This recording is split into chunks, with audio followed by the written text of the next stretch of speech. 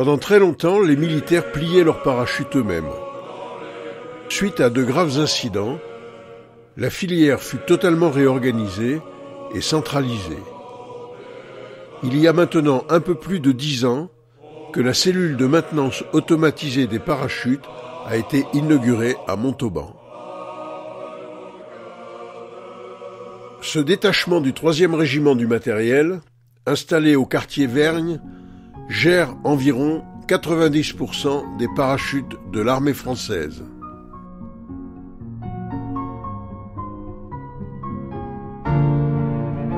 « 300 personnes, dont 200 militaires, y effectuent annuellement plus de 100 000 heures de maintenance, réparation et pliage.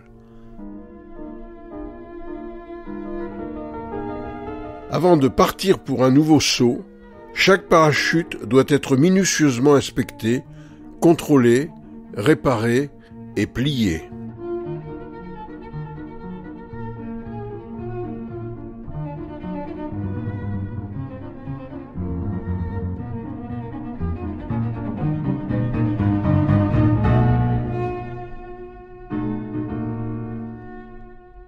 Sur les chaînes automatisées, chaque détail est analysé et traité, depuis l'arrivée des parachutes jusqu'à leur départ.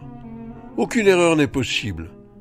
Le niveau important de contrôle et de qualité sont le garant de la sécurité des parachutistes, leur vie en dépend.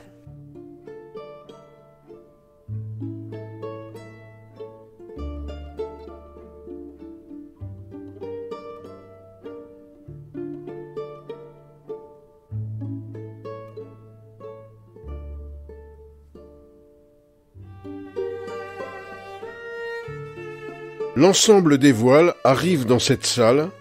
Libérées de leurs sacs et démêlées, elles sont suspendues et tournent jusqu'à ce qu'elles soient complètement sèches.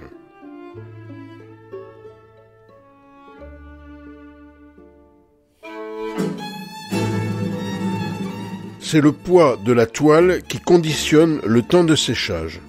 Plus la voile est humide, plus elle est lourde. Cette humidité qui peut provoquer un grand nombre d'accidents de saut.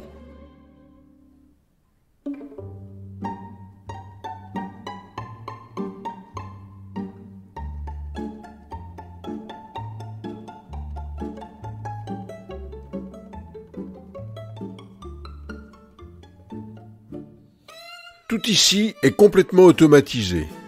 Après séchage, chaque voile subit une inspection minutieuse pour détecter le moindre défaut. Après ce contrôle, chaque parachute suivra le circuit qui lui est attribué, la réparation ou le pliage.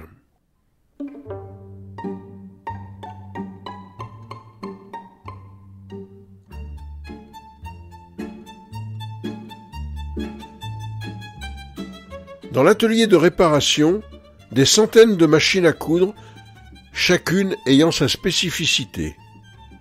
Différents métiers sont représentés ici. La couture, bien sûr, mais la sellerie, la broderie, enfin tout ce qui est nécessaire à la réparation des parachutes. C'est ici, dans cet atelier, que sont réparés les voiles, les sacs et les harnais.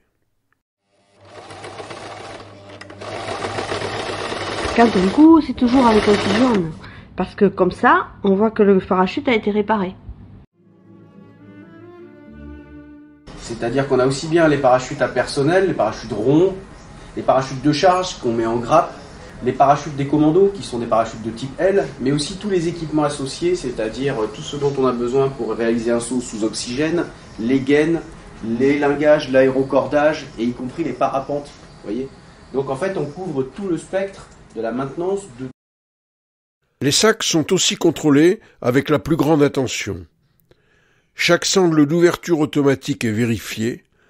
Chaque couture, chaque fermeture, tout doit être parfait avant la phase de pliage.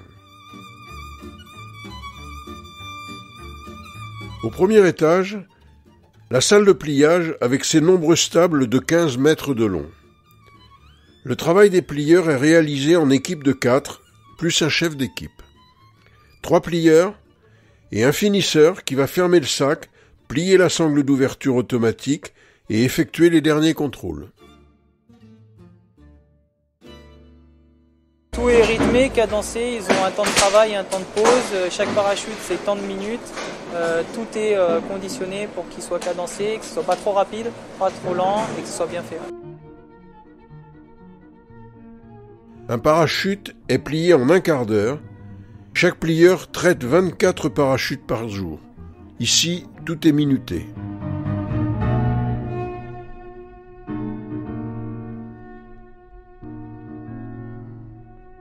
Les parachutes à ouverture manuelle possèdent une puce qui est vérifiée à chaque pliage. Cette puce permet, en cas d'incident, une ouverture automatique du parachute à partir d'une certaine vitesse ou d'une certaine hauteur. Avec l'arrivée de l'A400M, le nombre de parachutes traités est en augmentation importante. On peut donc dire aujourd'hui que le centre du monde parachutiste se trouve à Montauban. Si sous la voile, la vie des soldats ne tenait qu'à un fil, ce n'est maintenant plus tout à fait vrai. Le nombre d'incidents dus au parachute est à ce jour proche de 0.